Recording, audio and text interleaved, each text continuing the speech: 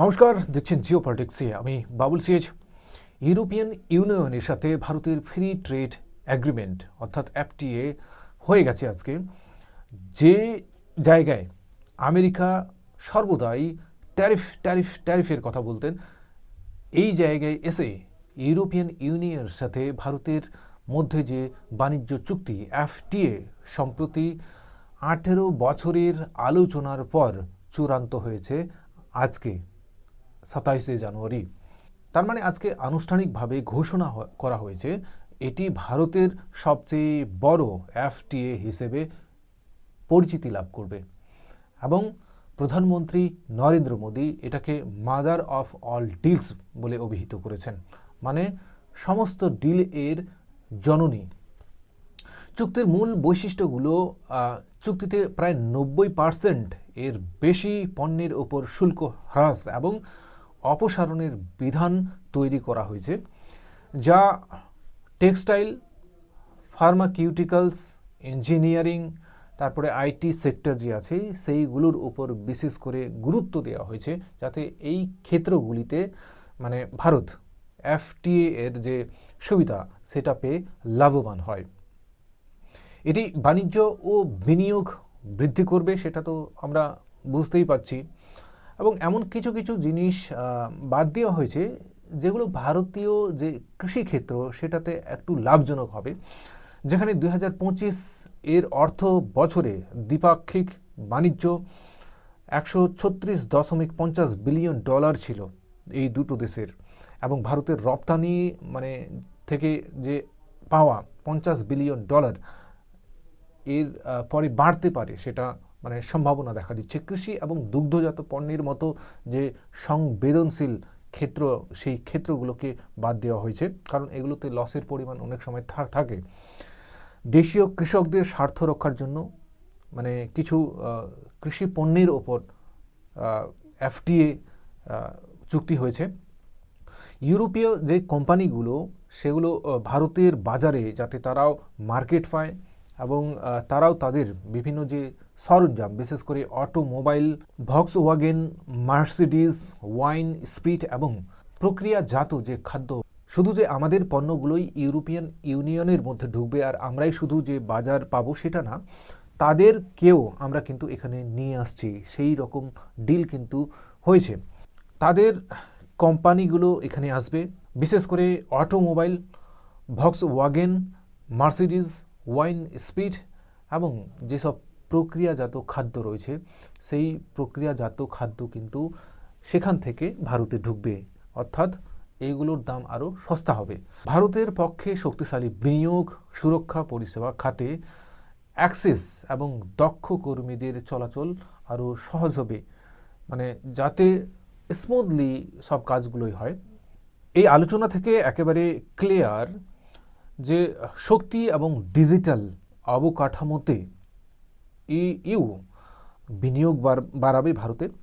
এই বিনিয়োগের ফলে ভারতে যে বিভিন্ন পণ্য যেগুলো আমরা এখন মানে বেশি দামে পাচ্ছি সেগুলোর দাম কমবে।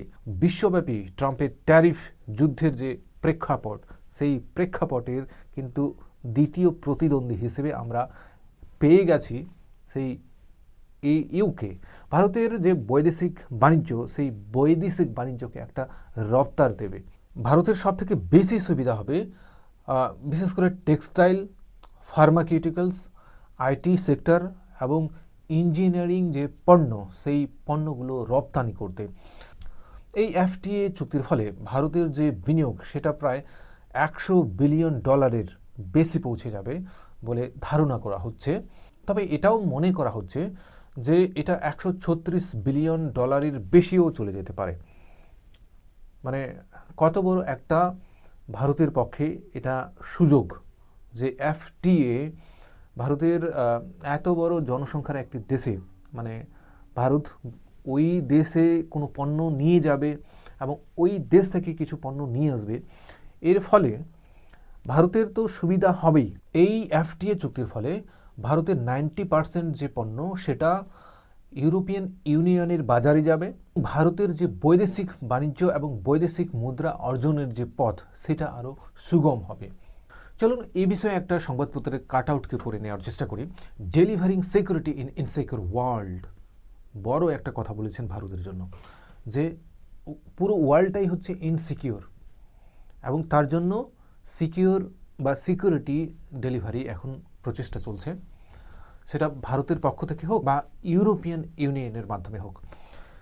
এই জন্যই ইনসিকিউর ওয়ার্ল্ডের কথা বলছেন, কারণ আমরা বিভিন্ন জায়গায় দেখছি যে বিভিন্ন দেশের যে শাসক তারা কিন্তু নিজের দেশকে দেউলিয়া করে দিচ্ছেন, বা সেখানে এমন একটা রেভলিউশন ঘটে যাচ্ছে যে, বা বিপ্লব ঘটে যাচ্ছে যে সেখানকার সরকার পতন হতে বাধ্য হচ্ছে।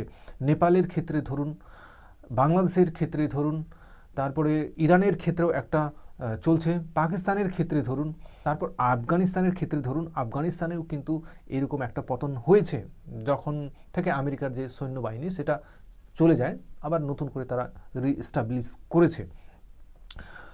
ভেনিজুয়েলার ক্ষেত্রে ধরুন, বাকি কানাডার মধ্যে এই জায়গাগুলোতে চলছে। গাজা বা এইসব যে মিডল ইস্ট এরিয়া, সেই এরিয়ার কথা তো ছেড়েই দিন, সেখানে তো আগে থেকেই চলছে। তো এই জন্যই ইনি বলেছেন যে delivering security in insecure world, insecure ওয়ার্ল্ডের মধ্যে একটা সিকিউরিটি ডেলিভারি করার একটা প্রচেষ্টা। EU president to business leaders on FTA with India, অর্থাৎ EU প্রেসিডেন্ট তিনি বিজনেস লিডার্সদের সাথে ভারতের মধ্যে এসছেন FTA চুক্তি করতে। Today's summit at Hyderabad House marks the end of an 18-year journey as India and the European Union officially finalized their free trade agreement. Prime Minister Narendra Modi hosting European Commission President Ursula von der Leyen and Council President Antonio Costa hailed the pact as a perfect example of partnership between two global giants. দুটো global giants আজকে তারা free trade agreement করেছে, এবং 18 বছর ধরে এইটা কিন্তু একটা প্রচেষ্টা চলছিল, অবশেষে এটা বাস্তবায়িত হলো। ইউরোপিয়ান যে commission president Ursula von der Leyen এবং তার সাথে আন্টোনিও কোস্টা তিনিও ছিলেন, তারা পারফেক্ট এক্সাম্পল অফ পার্টনারশিপ নিজেদের এটা মনে করছেন যে পার্টনারশিপ যেটা এখন তৈরি হচ্ছে ভারতের সাথে, মানে বিশ্বস্ত পার্টনার, মানে তারাও ভরসা পাচ্ছেন আর আমরা তো ভরসা পাচ্ছি দুটো দেশের মধ্যে যে ফ্রি ট্রেড এগ্রিমেন্ট হচ্ছে। By removing tariffs on 97% of goods, the deal with provide a huge boost to Indian manufacturing, specially in textiles, gems and leather, while opening India's market to European cars and machinery. Leaders estimate this will create a massive market of nearly 2 billion consumers. খুব ভালো একটা কথা এই জায়গায় বলেছে যে ট্যারিফসটা remove হয়ে গেছে 97% অফ গুডস, যেসব জিনিসপত্র আর কি, তার উপর একটা বুস্ট পাওয়া যাবে। ইন্ডিয়ান ম্যানুফ্যাকচারিং যেগুলো আছে সেই ক্ষেত্রগুলোর মধ্যে, বিশেষ করে টেক্সটাইলস, জেমস যেগুলো সাধারণত মানে গ্লিটারিং কিছু চাকচিক্য জিনিস হয় না, এবং লেদার, চামড়ার কিছু জিনিসপত্র তৈরির বা চামড়ার ব্যবসা ইত্যাদি। While opening India's market to European cars, machinery, leaders estimate this will create a massive market, nearly 2 billion consumers, এবং 2 বিলিয়ন কনজিউমারের মানে যে চাহিদা সেটা পূরণ করা সম্ভব হবে। ইউরোপিয়ান ইউনিয়নের সাথে ভারতের যে এই FTA ডিলটা হয়েছে বা চুক্তিটা হয়ে গেছে আজকে, কানাডিয়ান যে মিনিস্টার তিনি একটা ইন্টারেস্টিং কথা বলেছেন, সেটা কার জন্য? ডোনাল্ড ট্রাম্পের জন্য, এবং ভারতকে একটা এক্সাম্পল হিসেবে তুলে ধরে তিনি ডোনাল্ড ট্রাম্পকে এই জায়গায় একটু কটাক্ষ করে দিয়েছেন। ভেরি ইন্টারেস্টিং ব্যাপারটা।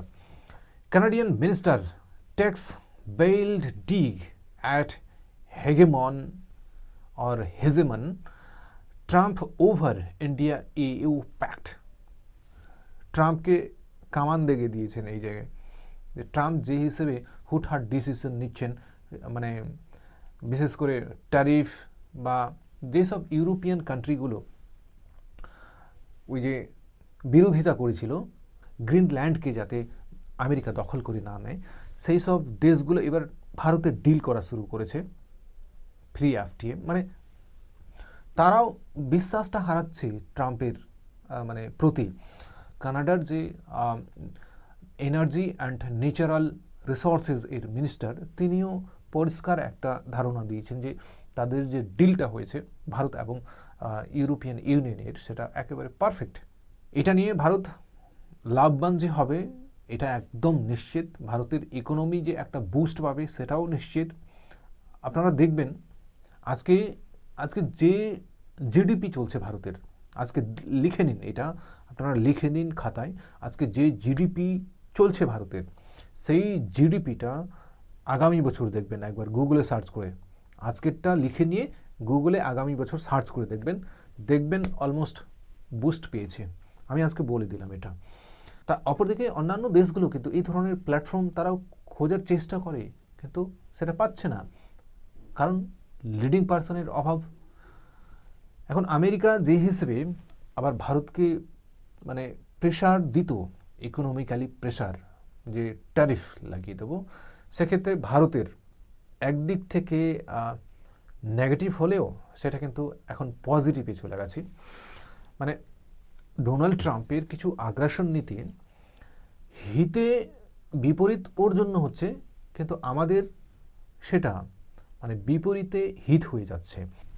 অলরেডি ইউরোপিয়ান ইউনিয়নের যে কান্ট্রি, সেই কান্ট্রি এখন ভারতের সাথে, কারণ তারা আমেরিকাকেও বিশ্বাস করতে পারছে না যে হিসেবে আমেরিকা আগ্রাসন নীতি চালাচ্ছেন। ধন্যবাদ এই প্রতিবেদন দেখার জন্য। যদি আপনাদের ভালো লাগে অবশ্যই চ্যানেলটি সাবস্ক্রাইব করবেন।